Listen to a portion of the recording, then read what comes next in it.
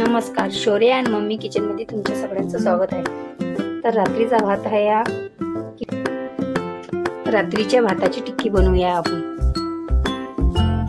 मिक्सरच्या भांड्यामध्ये आपण सर्व भात टाकूया।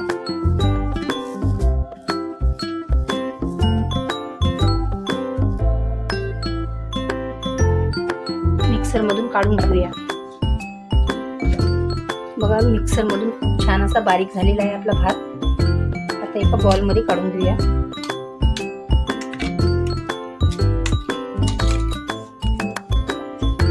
मध्ये बारीक चिरलेला कांदा, जिरं, कोथिंबीर, चवीनुसार मीठ, थोडंसं बस टाकायचं आहे। आंधी भातात मीठ होतं, हिरव्या मिरचीचा पेस्ट आणि लसण पण आहे याच्यामध्ये। सारी आवडीनुसार मसाले टाकायचे आपल्या। थोडासा ग्रेव्ही मसाला मिश्रण हाताने सोडून घेऊया।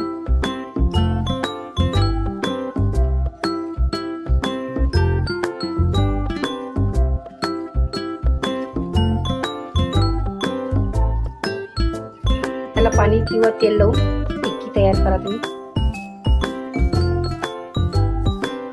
ही पाणीच लावत आहे हाताला।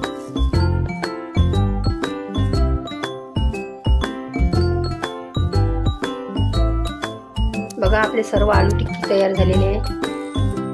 आता आपण याला फ्राय करून घेऊया।